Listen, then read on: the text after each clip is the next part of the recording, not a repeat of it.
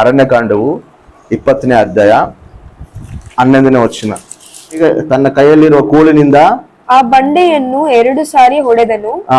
ಆಗ ಆ ನೀರು ಪ್ರವಾಹವಾಗಿ ಹೊರಟಿತು.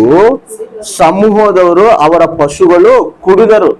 ಈ ಐಗುಪ್ತ ದೇಶದಲ್ಲಿ ಇಸ್ರಾಯೇಲ್ ಪ್ರಜೆಗಳು ಅಲ್ಲಿ ಬಾನಿಸರಾಗಿದ್ದಾಗ ಮೋಶೆಯನ್ನು ದೇವರು ಏರ್ಪಾಟ್ ಮಾಡಿಕೊಂಡು ಐಗುಪ್ತ ದೇಶದಿಂದ ಇಸ್ರಾಯೇಲ್ ಪ್ರಜೆಗಳನ್ನ ಬಿಡಿಸ್ಕೊಂಡ್ ಬರ್ತಾನೆ. ಆ ಬಾನಿಸತ್ತಲಿದ್ದ ಬಿಡಿಸ್ಕೊಂಡ್ಬಂದು ಕೆಂಪು ಸಮುದ್ರನ ದಾಟಿಸಿ ಬರ್ತಿರುವಾಗ ಅಲ್ಲಿ ಒಂದು ಪ್ರಾಂತ್ಯದಲ್ಲಿ ಇವರು ನೀರು ಸಿಗೋದಿಲ್ಲ ಅನ್ನೋದು. ಇವರಿಗೆ ಅಲ್ಲಿ ಸುತ್ತಮುತ್ತ ನೋಡ್ತಾರ, ಎಲ್ಲಿ ನೀರು ಕಾಣೋದಿಲ್ಲ ಅವರಿಗೆ.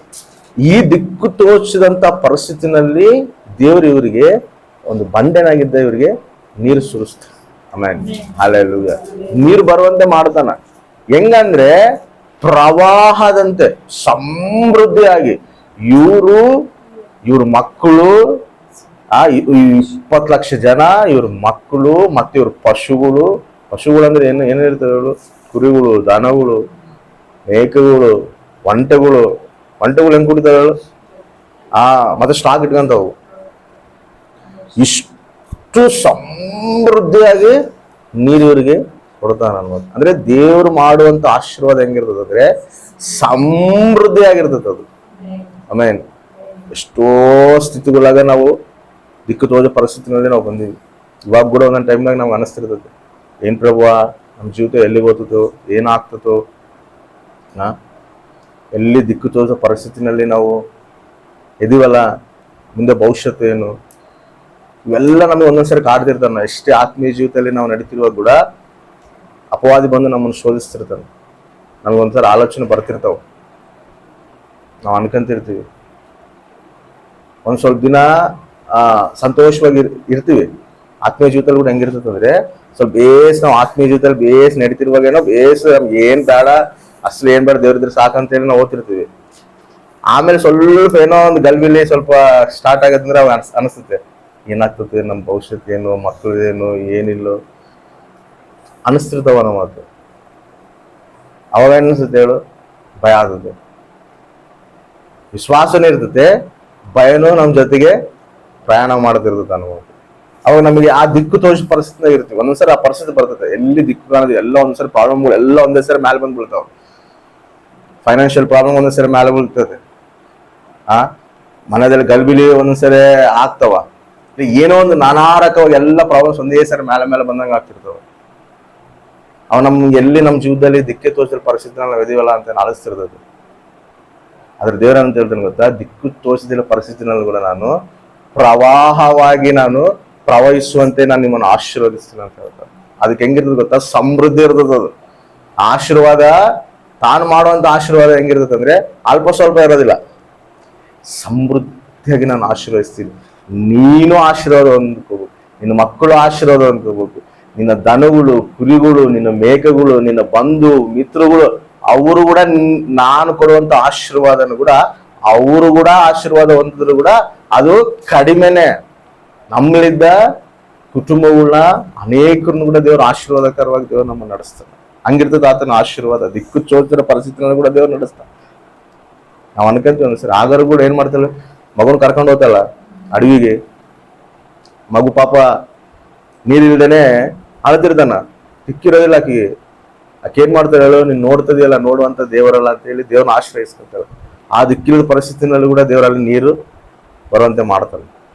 ನಾವು ಅನ್ಕೊಂತೀವಿ ಅಷ್ಟೇ, ನಮ್ಮ ಪ್ರಾಬ್ಲಮ್ಸ್ಗಳಿಗೆ ನಾವು ನಡೀತಿರೋ ಮಾರ್ಗಗಳಾಗ ನಮ್ಗೆ ಒಂದ್ಸರಿ ದಿಕ್ಕು ಕಾಣೋದಿಲ್ಲ, ನಮ್ಮ ಸೊಲ್ಯೂಷನ್ ಕಾಣೋದಿಲ್ಲ. ನಮ್ಮ ಪ್ರಾಬ್ಲಮ್ಸ್ ತೀರ್ತಾವ, ನಾವೆಲ್ಲ ಪ್ರಾಬ್ಲಮ್ಸ್ ಕ್ಲಿಯರ್ ಆಗಿ ನೆಮ್ಮದಿಯಾಗಿ ಏನ್ ಪ್ರಾಬ್ಲಮ್ ಇಲ್ದಂಗೆ ನೆಮ್ಮದಿಯಾಗಿ ಯಾವಾಗ ಜೀವಿಸ್ತೀವಿ ಅನ್ನೋದೊಂದು ಬಾಧೆ ಕೂಡ ನಮ್ಗೆ ಇರ್ತಿರ್ತದೆ. ಹೌದಾ ಇಲ್ಲ? ಕುಟುಂಬದಲ್ಲಿ ಎಲ್ಲ ರಕ್ಷಣೆ ಹೊಂದ್ಕೊಳೋದು ಕೂಡ ಒಂದು ಬಾಧೆ ನಮಗೆ. ಹೌದಾ ಇಲ್ಲ? ಎಲ್ಲರ ರಕ್ಷಣೆ ಹೊಂದ್ಕೊಂಡು ಎಲ್ಲರ ಫ್ಯಾಮಿಲಿ ಎಲ್ಲರೂ ಬಂದು ಆರಾಧಿಸಿದ್ರೆ ಅದು ಎಂತ ಸಂತೋಷ ಇರ್ತದೆ ಹೇಳು. ಹೌದಾ ಇಲ್ಲ? ಯಾರೋ ಒಬ್ರು ಮಿಸ್ ಆಗಿರ್ತಾರೆ ಫ್ಯಾಮಿಲಿಯಾಗ. ನಮ್ಮ ಫ್ಯಾಮಿಲಿಯಾಗ ಕೂಡ ಅಷ್ಟೇ ಅಲ್ಲ, ಯಾರೋ ಒಬ್ರು ಇರ್ತಾರ ಹಂಗ. ಆ ಬಾಧೆ ನಮ್ಗೆ ಇರ್ತದೆ ಮನಸ್ಸಿನಾಗ. ಅಯ್ಯೋ ದಿಕ್ಕು ತೋಚ ಪರಿಸ್ಥಿತಿ ಎಷ್ಟು ಹೇಳಿದ್ರು ಕೂಡ ಇವ್ರಿಗೆ ಅರ್ಥ ಮಾಡ್ಕೊಂಡು, ಯಾವಾಗ ಅರ್ಥ ಮಾಡ್ಕೊಂತಾರೋ, ಯಾವಾಗ ಇವ್ರು ಬರ್ತಾರೋ, ಅವೆಲ್ಲ ಬಾಧೆ ಅನಿಸ್ತಿರ್ತದೆ. ಆ ಸಮಯದಲ್ಲಿ ಕೂಡ ದಿಕ್ಕು ತೋರಿಸೋ ಪರಿಸ್ಥಿತಿನಲ್ಲೂ ಕೂಡ ನಾನು ನಿನ್ನ ಜೀವನದಲ್ಲಿ ಆಶೀರ್ವಾದ ತುಂಬಿಸ್ತೀನಿ ಅಂತ ಹೇಳ್ತಾನೆ. ಆಮೇಲೆ ಅಲ್ಲೆಲ್ಲ ಅದು ಕಾಣ್ತೀವಿ ನಾವು. ನಾವೊಂದೇ ಅಲ್ಲ, ಸಮಸ್ತ ನಮ್ಮ ಜೊತೆಗಿರೋರು, ನಮ್ಮ ಕುಟುಂಬಸ್ಥರು, ನಾವು ಎಲ್ಲರೂ ಕೂಡ ನಮಗ್ ಕೊಡುವಂತ ಆಶೀರ್ವಾದನ ಅವ್ರು ಕೂಡ ಅನುಭವಿಸ್ತಾರೆ.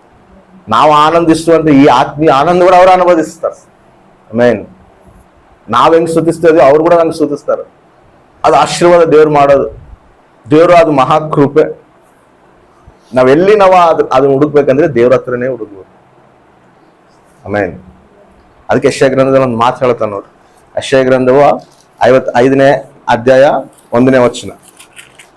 ಬಾಯಾರಿದ ಸಕಲ ಜನರೇ ನೀರಿನ ಬಳಿಗೆ ಬನ್ನಿರಿ. ನೀರಿನ ಬಳಿಗೆ ಬನ್ನಿರಿ. ಬಾಯಾರಿದ ಸಕಲ ಜನರೇ ನೀರಿನ ಬಳಿಗೆ ಬನ್ನಿರಿ ಅಂದ್ರೆ ನನ್ನ ಕಡೆಗೆ ಬನ್ರಿ ನೀವು. ನಾನೇ ಜೀವ ಜಲ ನಿಮಗೆ. ಆಮೇನ್. ನಿಮ್ಗೆ ಬಾಯ ಆರೋಗ್ಯತಾ? ನಿಮ್ ಪರಿಸ್ಥಿತಿಗಳು ಆ ರೀತಿ ಅದಾವ? ಬಾಯಾರದ ಪರಿಸ್ಥಿತಿ ನಿಮಗೆ ಐತಾ? ನೀನ್ ನನ್ನ ಹತ್ರ ಬಾ, ನಾನು ಸಮೃದ್ಧಿಯಾಗಿ ಕೊಡ್ತೀನಿ ನಿನಗಂತ. ಹಣವಿಲ್ಲ, ದುಡ್ಡಿಲ್ಲನ, ದಿಕ್ಕು ತೋರಿಸೋ ಪರಿಸ್ಥಿತಿನಲ್ಲಿ ನಿನ್ನ ಇದೆಯಾ? ನೀನು ಕೂಡ ಬಾ ಅಂತ ಹೇಳ್ತಾನ. ಹಣವಿಲ್ಲದವನು ಕೂಡ ಸಹ ಬರಲಿ, ನೀವೇನ್ ನನಗೆ ಕೊಡ್ಬೇಕಾಗಿರೋದು ಏನಿಲ್ಲ, ನೀವು ನನ್ನ ಹತ್ರ ಬರ್ರಿ, ನಾನೇ ಸಮೃದ್ಧಿಯಾಗಿ ನಿಮಗೆ ಕೊಡ್ತೀನಿ ಅಂತ ಹೇಳ್ತಾನೆ ದೇವ್ರು. ಆಮೇನ್. ಹಲ್ಲೆಲೂಯಾ. ಒಂದ್ಸರಿ ನಮ್ ಕಷ್ಟಗಳಿದ್ದಾಗ ಒಬ್ಬರು ಒಂದು ಐಡಿಯಾ ಕೊಡ್ತಿರ್ತಾರೆ ನಮಗೆ. ಕಷ್ಟ ಅದಾವ ನಿಮಗೆ, ಭಯಂಕರವಾಗಿ ಈ ಪರಿಸ್ಥಿತಿನಾಗ ನೀನು ಹೊರಗೆ ಬರ್ಬೇಕಂದ್ರೆ ಬಾ, ನಾನು ಅಂತಲ್ಲಿ ಕರ್ಕೊಂಡು ಹೋಗ್ತೀನಿ, ಅಲ್ಲಿ ಕೇಳೋಣ. ಕೇಳಿದ್ರೆ ಅವ್ರು ಕರೆಕ್ಟ್ ಹೇಳ್ತಾರೆ ನಿನ್ ಪರಿಸ್ಥಿತಿ ಹೆಂಗೈತೆ, ಏನಿಲ್ಲ, ಹೆಂಗ್ ಬೇಸಾಗ್ತಿ ಅಂತ ಹೇಳಿ ಇದು ಮಾಡ್ತಿರ್ತಾರ. ಇದಕ್ಕಂದ್ರೆ ಅವ್ರಿಗೆ ಎಲ್ಲಿ ಆ ಸೊಲ್ಯೂಷನ್ ಸಿಗತ್ತೆ ಅಂತ ಅವ್ರು ಹುಡುಕ್ತಾರ? ಎಲ್ಲೋ ಮಾಟ ಮಂತ್ರ ಮಾಡೋದಲ್ಲಿ ಅಲ್ಲಿ ಹೋದ್ರೆ ಕೇಳಿಸ್ಕೊಂಡ್ರೆ ಅವನ್ನೆಲ್ಲ ನಾವು ಅವ್ರು ಹೇಳ್ತಾರ, ನಿನ್ಗೆ ಇದೈತೆ, ನಿನ್ಗೆ ಅದೈತೆ, ನಿನ್ಗೆ ಈ ಪೂಜೆ ಮಾಡ್ಬೇಕು, ಇದು ಮಾಡ್ಬೇಕು, ಅದು ಮಾಡ್ಬೇಕು ಅಂತ ಹೇಳಿ, ಇಷ್ಟ ಆಗ್ತದೆ ಅಷ್ಟ ಆಗ್ತದೆ ಅಂತ ಹೇಳಿ ಅವನು ದುಡ್ಡು ಕೊಟ್ಟು, ಅವನಿಗೆ ದುಡ್ಡು ಕೊಟ್ಟು ಅವೇನೇನೋ ಮಾಡಿಸ್ಕೊಂಡು ಅದ್ರಾಗಿರೋ ಮತ್ತೆ ಬರೋದೇನು ಇರೋದಿಲ್ಲ. ಇದರಿಂದ ಏನಾಗ್ತದೆ ಅಂದ್ರೆ ಇನ್ನ ತಮ್ಮ ಜೀವಿತಗಳನ್ನ ನಾಶನ ಮಾಡ್ಕೊಳಕ್ ಹೋಗ್ತಾರೆ. ದೇವ್ರೇನ್ ಹೇಳ್ತಾನೆ ಹೇಳು, ನೀನೇನ್ ಕೊಡೋದು ಬೇಕಾಗಿಲ್ಲ, ಸುಮ್ಮನೆ ನಾನು ಬಲೆಗೆ ಬಾ, ನನ್ನ ಹತ್ರ ಬಾ, ನಾನ್ ನಿನಗೆ ಸಮೃದ್ಧಿಯಾಗಿ ಕೊಡ್ತೀನಿ ಅಂತ ಹೇಳ್ತಾನೆ. ಆಮೇಲೆ ಸೊಲ್ಯೂಷನ್ ಎಲ್ಲಿ ಸಿಗ್ತೈತೆ ಅಲ್ಲಿ ನಾವು ಹುಡುಕ್ಬೇಕು. ನಾವೆಲ್ಲೆಲ್ಲೋ ಹೋಗಿ ಹುಡುಗ್ರೆ ಸೊಲ್ಯೂಷನ್ ನಮಗೆ ಸಿಗೋದಿಲ್ಲ. ಲೋಕದಲ್ಲೆಲ್ಲ ಹುಡುಕ್ಬೇಕಾಗಿರೋದು ದೇವರ ಸನ್ನಿಧಿನಲ್ಲಿ ಹುಡುಕ್ಬೇಕು. ಆಮೇಲೆ ಅಲ್ಲೆಲ್ಲ ಆತನ ಹತ್ರ ನಮಗೆ ಹುಡುಕ. ಆತನ ಡೈರೆಕ್ಟ್ ಆಗಿ ಹೇಳ್ತಾನೆ, ನನ್ನ ಹತ್ರ ಬಾ, ನಾನೇ ನಿನಗೆ ಸಮೃದ್ಧಿಯಾಗಿ ಕೊಡ್ತೀನಿ ಅಂತ ಹೇಳಿ.